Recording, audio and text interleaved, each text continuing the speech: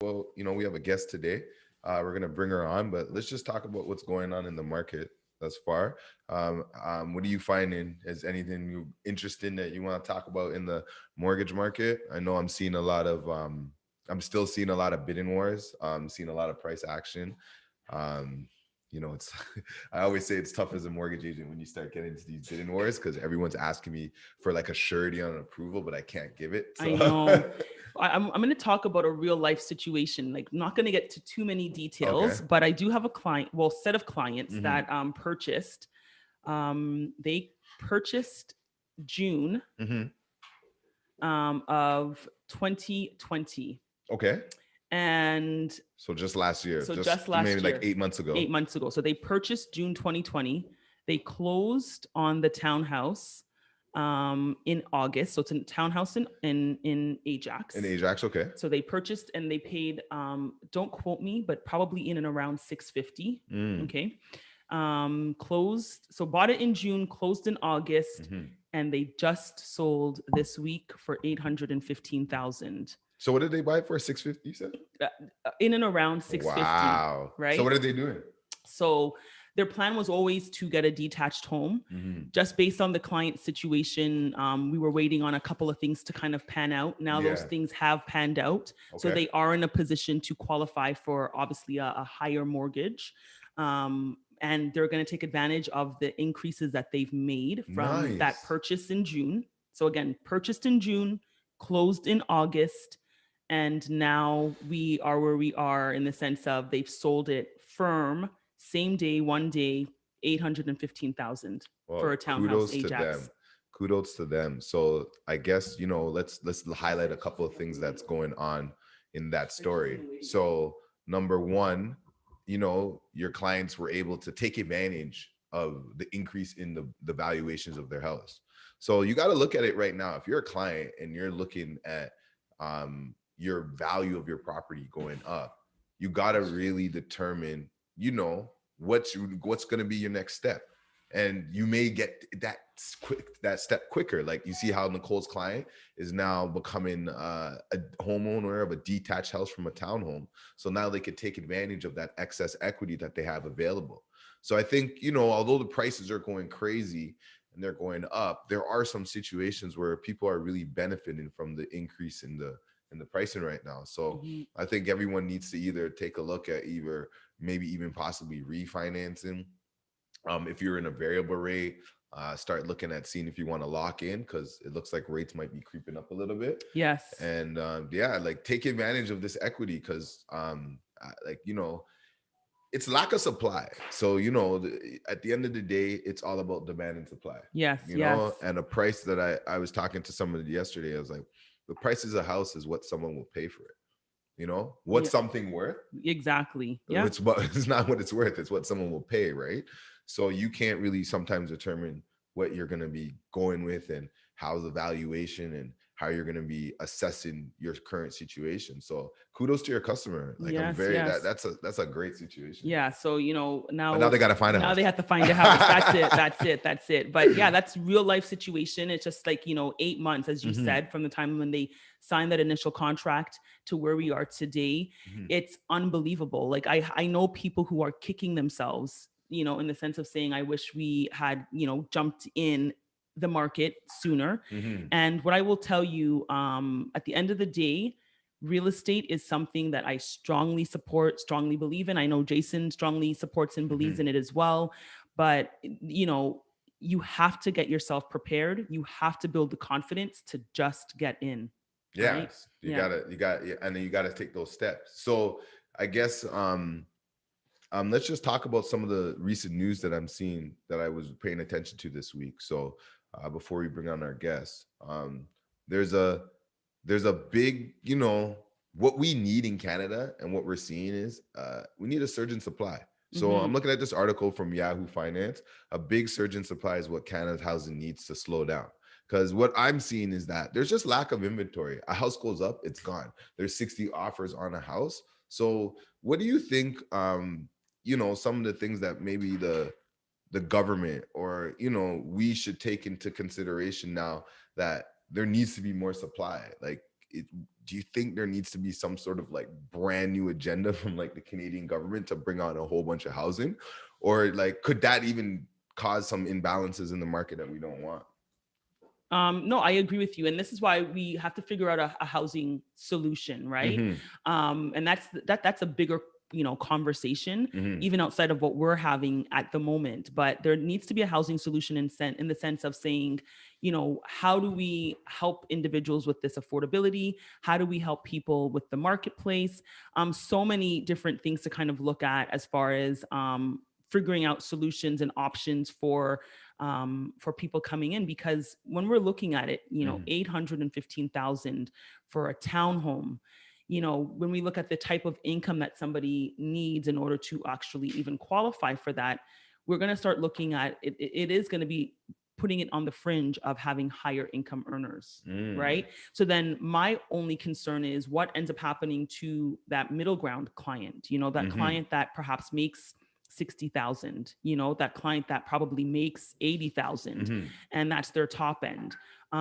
Realistically, for people to get into the actual market, what ends up happening is They need a they need significant amount assistance, of, yeah. significant assistance, right? But you have to look at it on this side. If you're going to say Toronto's going to be a world-class city, like, New York, London, Hong Kong, these places, like these prices are elevated as it is, right? Yeah, yeah. So it's like you can't have a city that's going to be a top-ranked city, but then still want affordable housing because the city Mm, can't grow in that sense. So it's like we have to also determine, like, what makes sense for our economy and what we yes. want as an individuals, because in one hand I would say I agree with you, but then part of the reason the prices are growing is because the city is growing. But then, okay, so I agree with that. But then we have to talk about inflation and Hmm. wages. This is why I say this is such a bigger conversation than just even what we have, right? It's the wealth effect though. Because, but it's true, It's like, are people then getting adequately paid? Like, what Yeah. does that look like? So that Uh-huh. people can afford to live in this, big city, and then outside of that, it's reminding people that, we, the country, Canada, doesn't only reside around Hmm. certain cities. There's so many other places that people can look to. And this Mm. is conversations I've been having with my clients as well lately, is saying, okay, you can't afford now Durham. Hmm. Where else can you look? Hmm. You can't afford Peel. Where else can you look? Yeah. Being open to new locations, Yeah. being open to understanding that real estate has no borders, Yep. in the sense of, you don't have to buy real estate here simply because somebody else bought it here. Yeah. I know people who have successfully, remain renters in the Hmm. city, but then own property in other parts of the country. So I think these are the types of conversations that need to be brought up, need to be explored, and give people the opportunity to start thinking outside of the box, because people get so caught up in thinking that you can only get into real estate one way. Yeah, so let's, like, what, now that we're on it, like, I'm just gonna let's talk about like a couple of tips people can take in order to determine, to work with Hmm. somebody, right? So as an example, like, maybe you need to find a co-signer, work with somebody, Hmm. and help you increase that value of your approvability, Yes. right? Another solution could be is you could work at, instead of buying, like you say with your client, maybe you buy a rental property. You can't Yes. really afford in this space. Hmm. You may be able to afford somewhere outside like Hamilton or Oshawa or Bowmanville and use it as a rental property, but you live where it's convenient for you to work. So you're still in Exactly. real estate and then you're That's growing it. that way, right? Yep. And I think these are the conversations that we need to have, because, you know, real estate is what it is, right? Yeah. And yes, I know people are feeling squeezed. They're feeling like they're being X'd out. But now, what other solutions can we come to? To your point, Toronto is a world-class city. Hmm. Canada is a world-class country. So it only makes sense that our prices are going to be reflective of what these first-class, cities and countries are also reflecting. But then do not feel discouraged and feel like you can't do it. It's just maybe having a different way of approaching real estate. Exactly. You Yeah, just have yeah, to look at it totally different, and you have to just focus on what works for you. correct. So I'm so happy. I believe our guest has now joined us, Christelle. How's it Good going, morning. Good Christelle? morning. Good morning. Good morning. It's a pleasure to be here. Yes. Amazing, So amazing to have you I'm on. excited for this conversation. Um, Christelle is somebody that I've known for many years, and I'm just so happy to see all the amazing things that are happening within your own life, as far as both on a personal and on the business front, and the things that you are passionate about. And I thought it was super important to have you on as a guest today, just to kind of help really educate people on other options when we're talking about wealth building, because we are the wealth effect, and we want to give Yes. people options and different ideas, even outside of what Jason and I are most passionate about, which is the real estate piece. Because if we're trying to really push the community forward, it takes a full tool pan. Let's put it that way. Some people might be the hammer, some people might be the nails, the screws. As a metaphor. So not everyone is going to be a hammer. Not everyone's going to be, the screws. There has to be a good mix, and I think this is why your conversation is going to be a well-needed conversation for this show and for our audience, because it lets people know that there are other things that they can think of that are outside of the box, that help to build community, help build wealth, and help build legacy. Okay, so thank you again, Christelle, for joining us. If you want to give us just a little bit of a background of who you are, so that everybody gets familiarized. Absolutely. Well, thank you so much for that lovely intro. It's an honor for me to be here. I love, the discussions that you guys have on the wealth effect. Needed conversation for the community, and I'm just really honored to be here. So yeah, just a little bit about myself. So I am recently appointed as the new president of the Canadian Black Chamber of Commerce. Congrats. And yes, thank you, thank you. I'm extremely excited and happy about some of the forthcoming initiatives that we have, and really working forward to really, on a national level, making sure that Black entrepreneurs across Canada are getting the right support that they need to grow their companies and businesses. So in addition to that, so actually prior, if I go just a little bit about myself, I am an entrepreneur. I run my own company as well, where I run an agency where we specialize in corporate partnerships, digital strategy, and crisis management as well, with businesses and different organizations.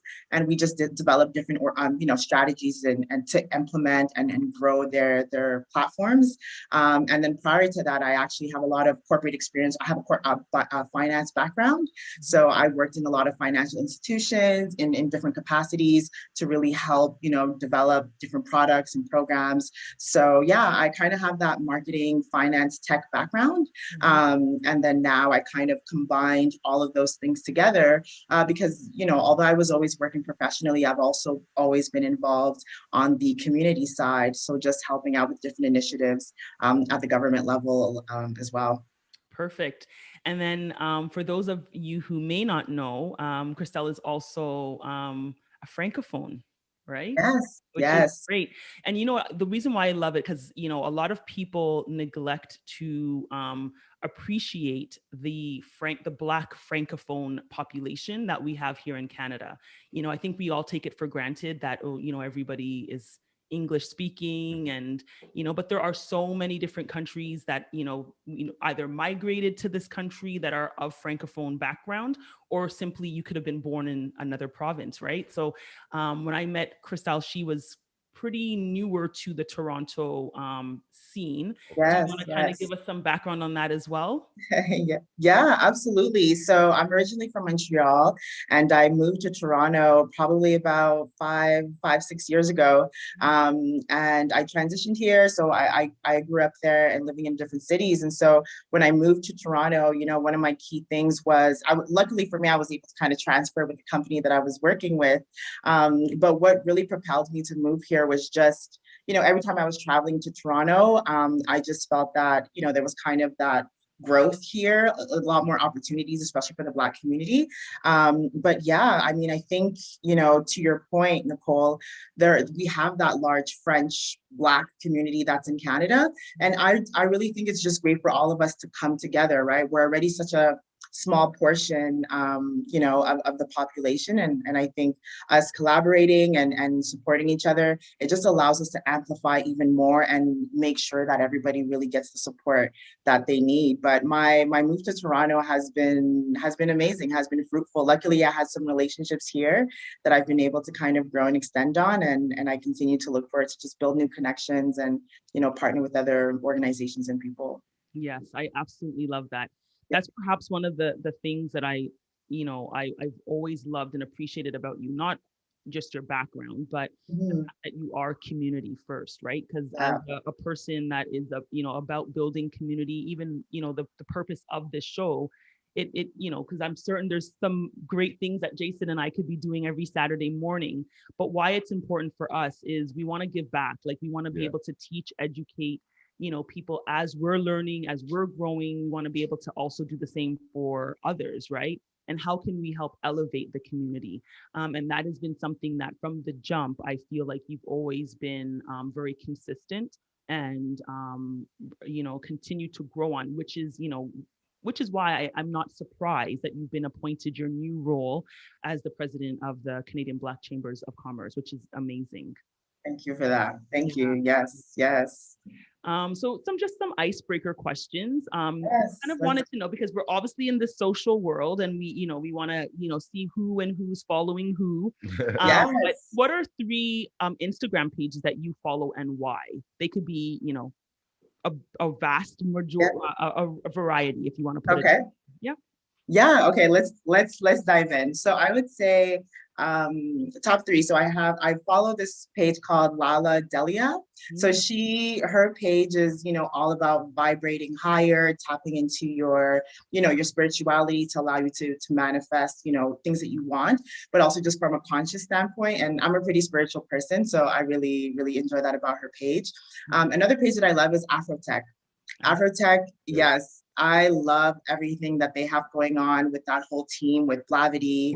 But Afrotech is great because I'm super interested in terms of just seeing Black businesses, whether they're securing VC funding, how they're scaling, how they're able to grow, and the fact that they're highlighting all these Black businesses. I love seeing it, and just it's inspiring, and I love all the work that they do. And then the third page is this page called Black Girl Ventures. And I absolutely love that page because what they have there is really interesting. It's just this whole network of Black female entrepreneurs, but they also tap into securing funding, especially because one of the things we're realizing now is, although there's this huge growth with Black entrepreneurs, one of the things that we're lacking is capital. So how do we make sure that these companies are getting the right funding, visibility, and grants opportunities?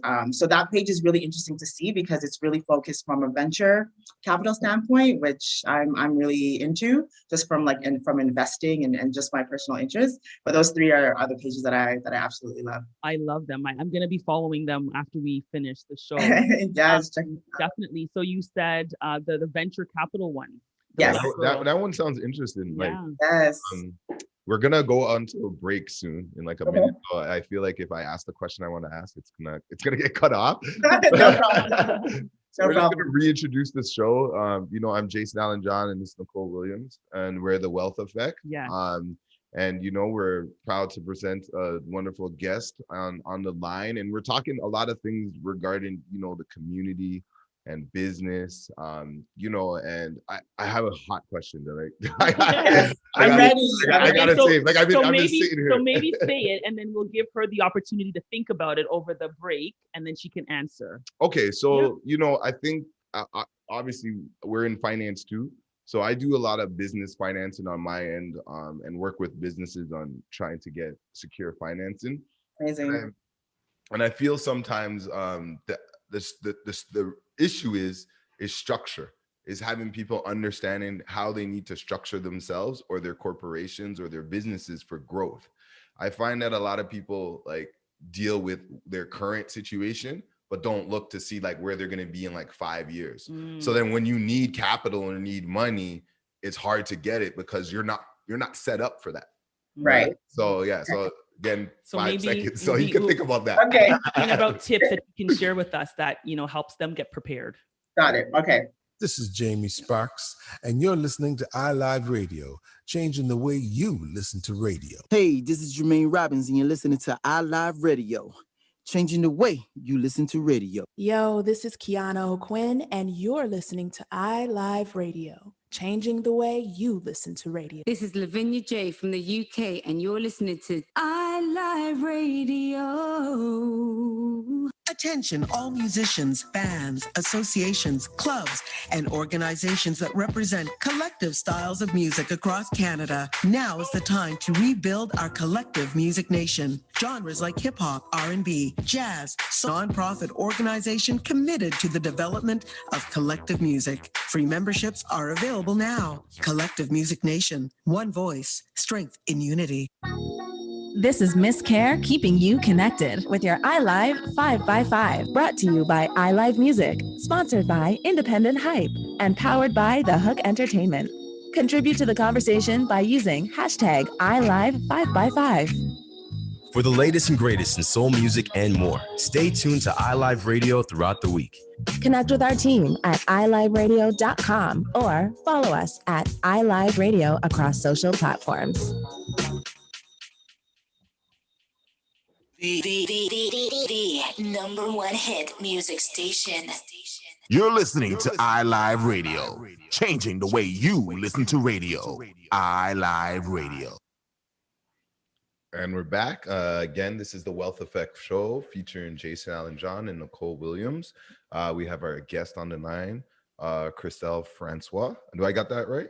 Yes, you did. Perfect. Yes. Perfect. So I was you were talking about what was the last page you followed? The venture? Yes, Black Girl Ventures. Okay, so Black Girl Ventures. So I know that, one of the weaknesses in our community is getting access to funding. But one of my things why I find that we don't get access to funding because we're not set up for that long-term vision. Yeah. So I want to know, I guess let me refine the question a little bit more. Like, what are your thoughts? And then, with your new role, what can we do to help people think more of a grander vision than thinking small? Because I think if you're like, oh, my company is going to be a multi-million-dollar company, you would start it differently than you usually would start it. Then Absolutely. You're like, oh, I just want to, if say you're selling, oh my God, let's say you're selling honey. Yeah. And you're like, I'm selling honey. I have a really great honey recipe, right? And your friends love it. So you set up your business, but your business is, sole proprietor, not incorporated, no insurance, no nothing, just to sell your honey to people, right? But it blows up. And now all of a sudden you need capital. Because I remember when I was a commercial banker, we would call it like overtrading if you grow too fast, but you don't have resources, right? So what kind of things do you think that we can do and help the community and just be more prepared to build your business for that growth? Because I think that's what stifles a lot of people, is just not being prepared. 100%. I think that's a great question and a great point. It's interesting because I think, oftentimes, we tell entrepreneurs the first thing you want to start with is actually having a business plan. But you'd be surprised, a lot of people don't actually want to take that time to develop the business plan.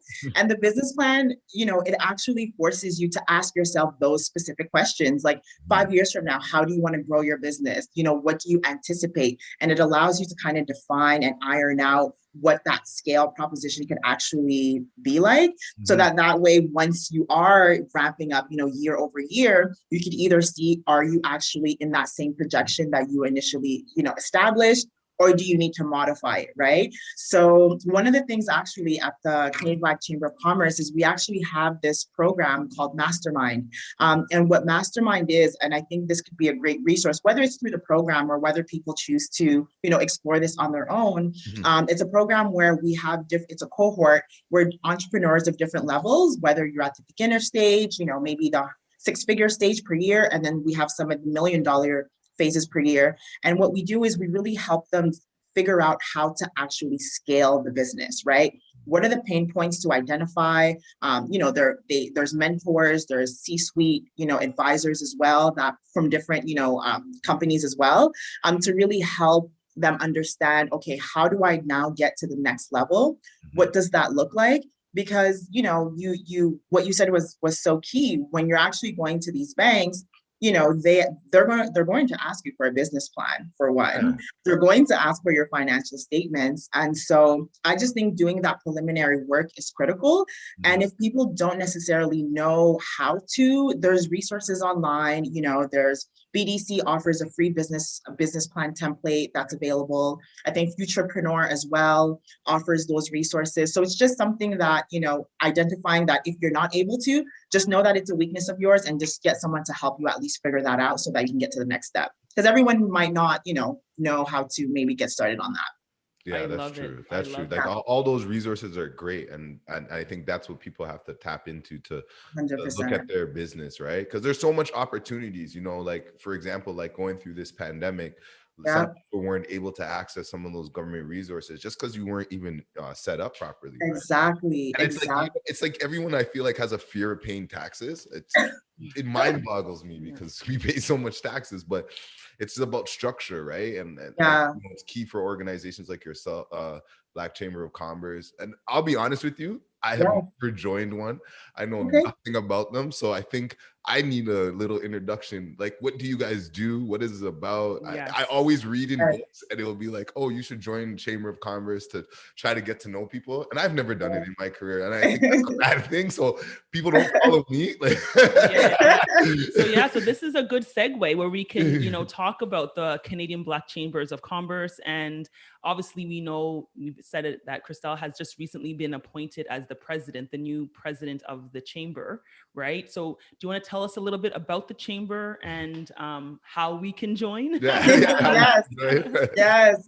I should join and too. Why? Yes, definitely. So, the chamber, the Canadian Black Chamber of Commerce, what we are is really, our focus is really to be the hub and the ecosystem heart of the Black entrepreneurs across Canada. So we're a national nonprofit organization, and we provide everything from resources, training, access through different programs with some of our corporate partners.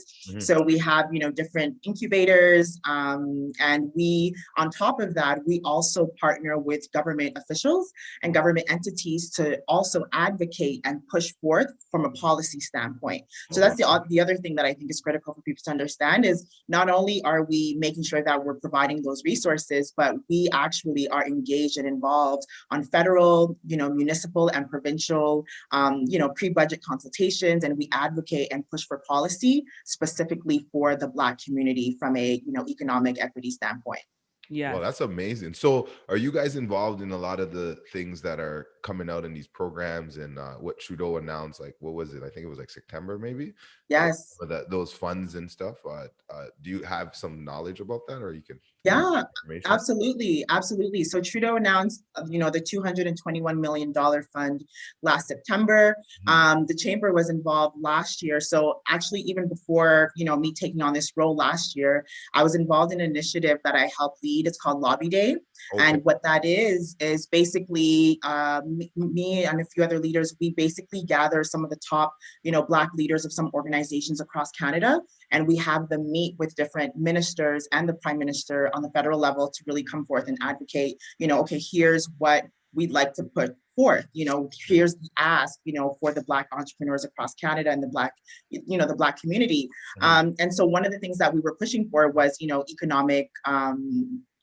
economic equality, right, for an economic inclusion. Yeah. And so not only the chamber, there's a few other Black organizations that were involved in terms of advocating for this as well. Yeah. So it was really a collective effort, and I really think it's important for people to know that, when you guys heard about this announcement, it's multiple Black organizations that came together to really advocate and push for a specific budget that was going to be for the Black community to make this happen. So, yeah. I love it. And, organization. It's organizing, and that's what it is. And that's why those are the things that I fell in love with Christelle about, because again, it's about community. So it's like, we realize that there's a work that is bigger than ourselves. Yes. And you obviously took up the cause on your Yes. back and Yes. say, okay, how can I help to push the narrative? You know, instead of, I know, yes, we have been disadvantaged, Yes. but instead of crying about it, let's see how we can bring forth some solutions, right? So I love it, Lobby Day. Like, I think Yes. in that That's name, it's such a powerful name because I totally understand what the purpose is. Mhm. And Right. as a result of Lobby Day and initiatives like that, we are now Yes. seeing the changes to policies that are coming forth, which is a Ex- great, yeah.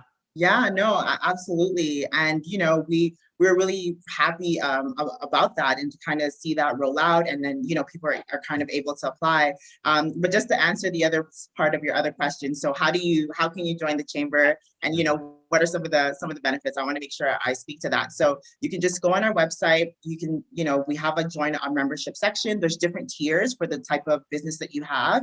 And it allows you to also tap into the directory of all the other Black entrepreneurs that we have. And what it does, it just allows you to be in contact with some of these other Black entrepreneurs. It allows you to get first bid access, because through our newsletters and our channels, you'll notice that we share a lot of information from, you know, government contract opportunities, funding opportunities. So it allows you to be in the loop of some of those key opportunities and information. And you're able to just, you know, also bid on other contracts as well. I Oh, love it. wow. That's amazing. And there's some great events. I've signed up myself for some of them that are coming out. So I know you have, I'm just looking at the actual flyer. So grow Yes. your business and sell to the government. So that's something that's Yes. coming up next week. I'm actually registered. Amazing. Everybody who has a business, maybe thought about ever, you know, building a business to be able to sell. I Yes. think we should all, you know, register for this. We will share this on our Wealth Effect page as well later today, just, you know, to get more information. And yeah, the Grow Yourself and Your Business. There's another event that's happening, Yes. which is next week, Wednesday, the February 24th.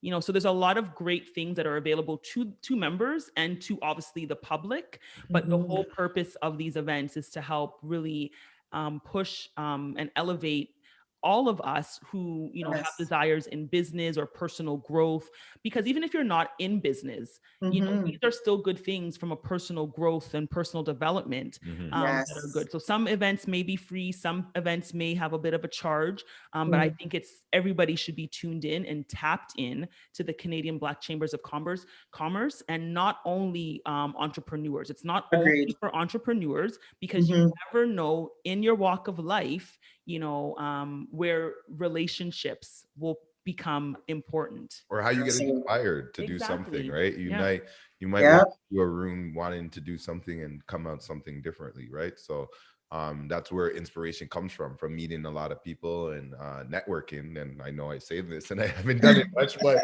you know, I believe in it, right? So I'm a strong believer in that. And even myself, like, I think you know, our community has to get more involved and together. Like what you said is, you guys, if individually you guys went to the government knocking on their doors to ask for these programs, they probably wouldn't listen. But if all of you guys get together and you do it, like they'll start listening. And I think, you know, I say this with real estate, you know, when you look at real estate and you look at developments, a lot of these builders don't work by themselves. They work with multitude of people. Or sometimes when buildings are being financed, they're financed by 3 or 4 different banks, right? So people are working together on these larger scales, people that you would look as competition. You know, us as a culture, we should also be, you know, working together for all of our individual programs and what we want to do, because obviously we're better together than apart, right? So glad to hear that. I'm excited to see what you guys are gonna, some of those resources are gonna turn into.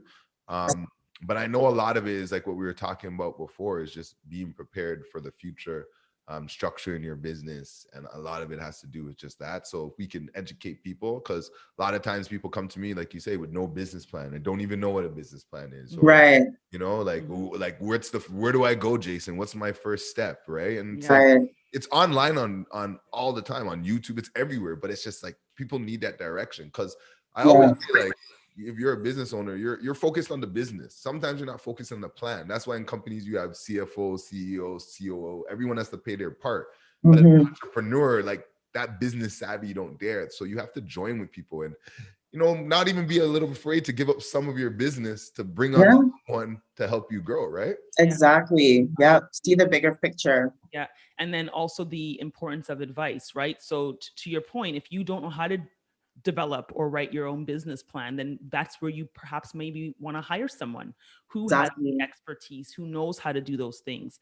You know, you just give them the vision and then allow them to do what their part is, and you kind of grow from there. I'm so happy about this conversation today because, as I said, this is the wealth effect, and our purpose and our sole goal is to help have a positive influence on, you know, our listeners, and, you know, letting them know that there are options that are available. People of, you know, of people that are Black are successful, are doing things. It's now our turn to like kind of just band together, see how we can push the narrative even further, as well as see how we can help to improve our individual selves. Because as we're improving, so does the community, so does the nation, and you know, we just build out this powerful new narrative, in a sense, if you want to put it that way, right?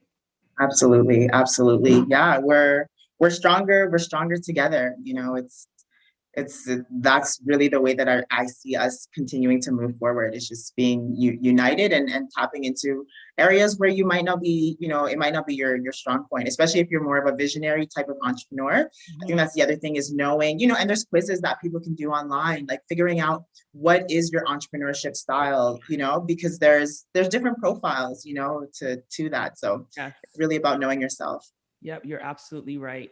So just to switch it up just a little bit, what would have been, are you a book person or a podcast person? So it's funny. Okay, so I'm more of a book person. Okay. I listen to a lot of podcasts, though. Don't get me wrong, especially when I'm in the house cooking. You know, I listen to tons of podcasts, but I don't know if it's just the old school in me. I like the smell of new books. I like to highlight. I like to, you know, keep some notes and stuff. So I'm definitely a book person. But I listen to a lot of different podcasts as well. Okay, so what was the last book or the current book that you're reading? I just started the Barack Obama book. Oh, nice. So I started reading that. It's a thick one, but it's really scary. I picked it up and I'm like, man, I'm not ready for 600 pages. Yeah. I just started reading that one. So that's, you know, Obama's like a huge, Barack is a huge inspiration to me. And I just think he has a compelling story. So that's what I've been reading lately. Yes. You know what? And I remember when I read his first Letters to My Father. Yes. Yes, that first one. That one was amazing. I don't know if you read the very first book that he wrote before he even became Senator Barack Obama. I think it was released as he was a senator, but he had written it prior to that. I don't know if you read that, but that was No, I didn't read that one yet. Okay. I read. Yeah, I can only imagine what the new one would entail. But it was so raw. So, you know, so I definitely have to pick that book up myself. Yeah, I want to read it, or I might audio book it if he's his voice. Yeah, I like listen to them when it's the author is the voice. Yes, I like that. I'm a mix. I like both. Yeah. So for me, my preference when I really feel like I'm going to be learning something in a book, then I actually will read the physical book. Similar to I highlight, I'll take notes. My book will be all tattered, like you'll see it, right? But if it's something that I know I probably read already, or I just want a refresher in, then I will listen to like the audio. But my first go-to would be the actual book.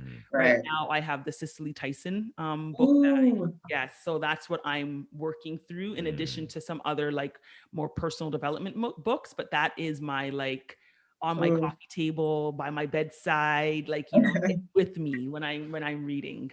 I have to read that one too. I heard great things. Yes, and what I find so amazing about that, just to kind of segue in with that as well, is the fact that she released the book 2 days.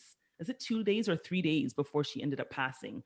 Wow. I'm like, this is a book that, like, in her own words, you know, she probably had somebody help her write it, you know, but it was in her own words. It's her own story. I'm like, what a great way, like, what a great gift for her to give the world right before she passed, you know?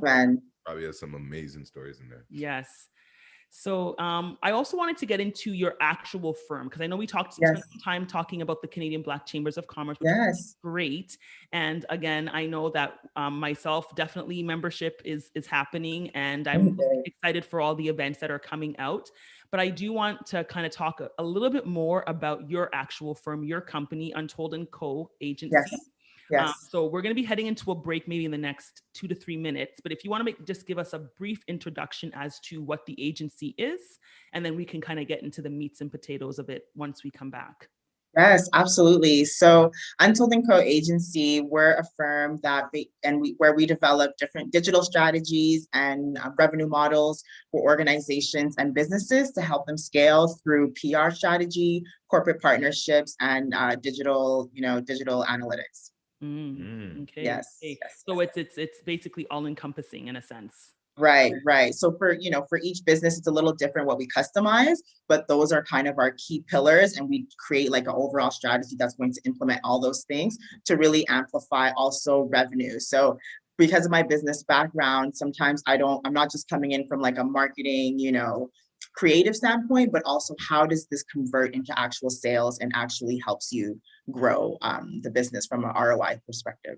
Yeah, and I think that's so important because I think everybody who's perhaps on social media, we always get these DMs that says, hey, hire me, I can take care of your social media marketing, or I can take care of this marketing.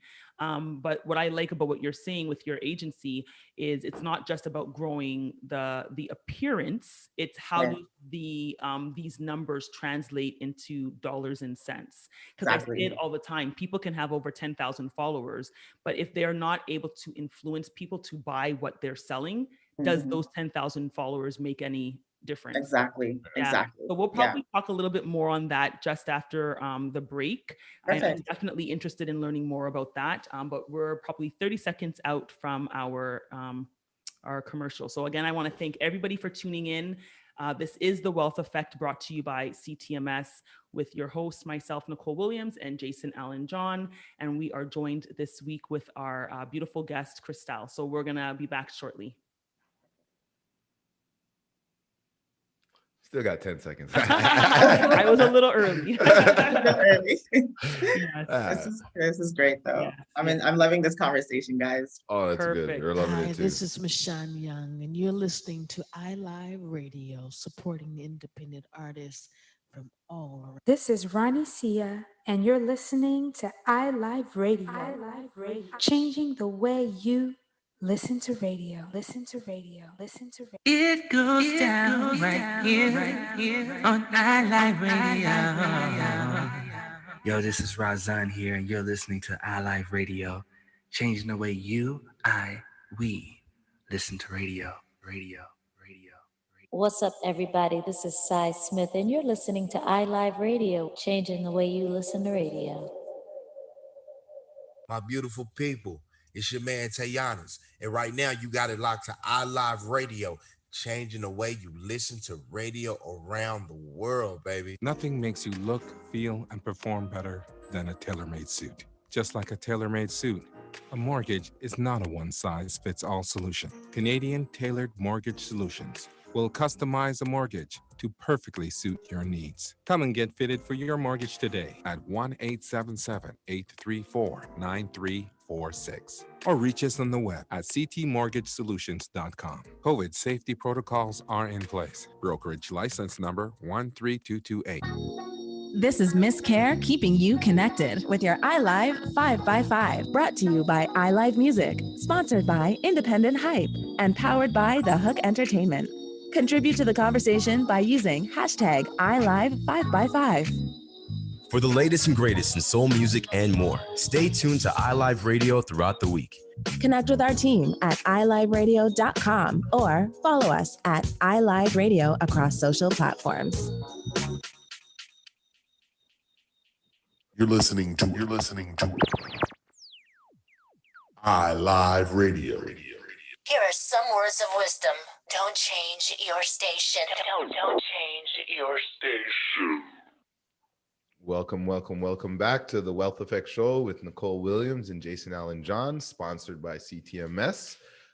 We got Christelle Francois on the line, and we're getting into just, a little bit more about her own business. So I'm curious, what type of customers do you work with? Yeah, there's quite a range. So it'll go anywhere from, we have companies where it could be like an insurance company, different actual enterprise model companies where we help with certain like PR and marketing opportunities. And then we'll also work with individuals. So I have clients that, own their own restaurant. So how do we develop their brand to kind of scale that up and brand also, the chefs and the restaurants and things like that. And I have clients also, that are, just independent, they have their own personal brand and that they are looking to, develop additional products. So that really varies. And then we also work with other nonprofits, so socially driven organizations as well. So for example, when I speak in the capacity of corporate partnerships, so that's also from sponsorships. So I've worked with a lot of conferences where we've helped secure the sponsorship element of the event, of the conference. We've done events with Nobel Peace Prize winner Malala, where we had to secure, large funding. So it's doing the outreach to these corporate partners, negotiating the terms, and then also establishing what the actual marketing activation looks like at the actual conference. So that's kind of, another example. So we kind of have different types of clients. That's why I was mentioning it's really just customized and tailored for each business. Wow, I love it. I love it. And how long has the business been up and running? Yeah, so it's funny. So this specific company has been running officially now, we're probably at 3-4 years for this specific company. But before, I was doing just some freelance consulting. So I had been consulting for the past 8 years. And then I kind of got to the point where I was like, okay, I really need to scale this, right? And grow and establish a team to really formalize it much more, because before it was a lot more like independent contracting. And I just wanted to have, a company that was structured, that had all those different pillars as well. So yeah, the company has been about like 4 years, but I had been, consulting for about 8 years prior. Oh, wow. Amazing. Oh, that's really good. So it just sounds like it's a mix of different stuff. So how has I guess COVID affected your business? Because you did talk about some events. And yes. what do you think of the pivot of what's going on in the future? Absolutely. So from an events perspective, it's definitely, impacted everything that's like, conferences in person and things like that. However, my business has actually picked up because what happened, and thankfully, because what happened is during COVID, because a lot of companies either they were already digital, but maybe they weren't, it wasn't maybe like their core focus. So now, because everyone really had to pivot and be digital, it got more business because people wanted to figure out, how do I now enhance my digital presence? How do I make sure that my, SEO is fully up to par? Yeah. How do I make sure my brand stands out? So it's actually been, increased for us. And then in terms of conferences, a lot of them have moved to a virtual experience. So now it's like, okay, we're being virtual, but people can still find ways to have a virtual experience that's still unique, right? So whether it's sending out customized sponsorship boxes or just adding that additional touch that still allows people to feel connected to the brand, even though that it's a virtual conference. So we help with things like that as well. Wow. Oh, wow. Okay. So that's good. And so what do you think of things that will, like, obviously everyone wants to go back to normal and go back to the conferences, but how do you think businesses and what should we do as a business to adapt going forward? Like great question. So actually, I think that people shouldn't, wait or hope kind of just for things to be back to normal. I think people really need to just accept the new reality and change kind of the model of their business. Because even, personally, I do think that even if things go back to normal, and I'm inserting air quotes here, there's still going to be limitations in terms of capacity. There's still going to be, you're still going to need to have that virtual and in-person experience. So I just think it's right. So I just think it's critical for people to accept that new reality and just think about creative ways and innovative ways to present their business in a different way and promoting it in different ways. And the upside to it is that it allows you to sometimes reach a larger demographic, like, for conferences, maybe you were just in your specific city, but now you have to customize your marketing to maybe you can reach more people, but people that are actually more interested in the topic. So I think it actually presents the opportunity for a lot of new business ideas to come into the marketplace. You know what I mean? I think it's a great time, actually, because in moments like this, I think if you look back in history, moments like this is actually when a lot of innovation can be created and businesses can really skyrocket, right? Because I believe you that. can identify solutions that's needed right now. Yeah, I love it. And you know what, even with that being said, with people being so focused on the SEO, the online marketing and all of those things, what do you say, like for us as individuals, who have our own personal brands, what just thinking of a listener or somebody who's similar, what is a good conversion rate? So is it 10%? Is it 5%? Like, what do you find is a good conversion rate when it comes to, now you have an ask, there's a sale, and now how are you able to now convert those actual followers or supporters into an actual sale? Right. What would you say is, like, I guess, a standard conversion rate? Yeah. So there's different things to consider when it comes to your conversion rate, because you could have high conversion, in terms of engagement, high conversion in terms of, people being, responsive to your business or your content. But in terms of actually transitioning that into sales, from your marketing to your sales, you would want ideally a conversion between 10 to 20%. Like, that's definitely a great kind of benchmark to see that consistent growth. And what's more important is you want it to be consistent. So sometimes there'll be moments where, let's say, you have maybe you increase your marketing budget, and so now you have more visibility and you might see that specific spike during that timeline, but how do you then sustain that? So I think what's more important for people to focus on is seeing that consistent month, even if it's a small increments, right? So you can start off where you're just seeing like a little less than 5%. But if you're seeing that consistent growth, then that's an excellent sign. Even if you're moving by really smaller margins, it's a great sign. I think that's more important than just, because you can spend the money and get all that visibility for like 2 months, but you want to have a sustainable model where it's kind of consistent and you're really getting that nice rapport with your customers or your supporters. So that's why I think it's important to have different channels of communication. So not just through social media, but for especially now because it's so saturated, but how do you have an engaging email marketing campaign where you're following up with those customers and you have that content, right? Do you also need to perhaps create a separate, membership area where just you and that community can have a closer proximity, especially now that things are virtual? People still want to feel connected, right? It's human nature.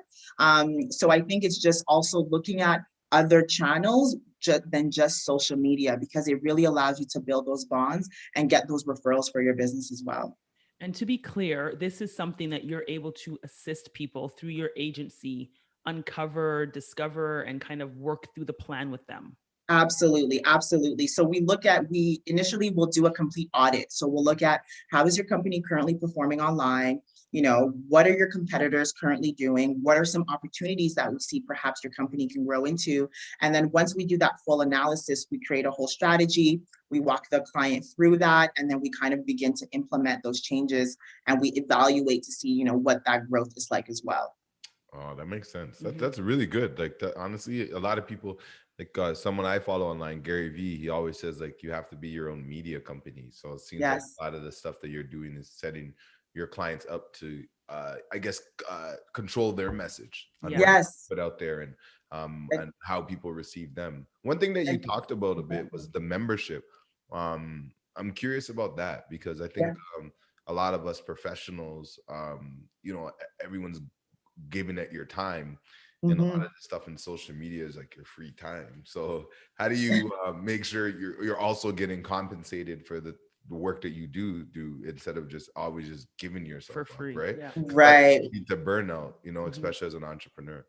Absolutely, absolutely. So I think, part of the business model is also implementing processes, right? So even if it's the question of people just sending you DMs, wanting to schedule something, making sure that you have that process of, the scheduling, even things as small as that is like making sure you have that scheduling link available where it's just your specific availabilities for people to contact you. If you want to allocate a specific fee for that consultation, you can. That way you don't feel that, you're losing time or anything like that. But it's creating those processes that allows you to have boundaries and limits in terms of what that interaction looks like.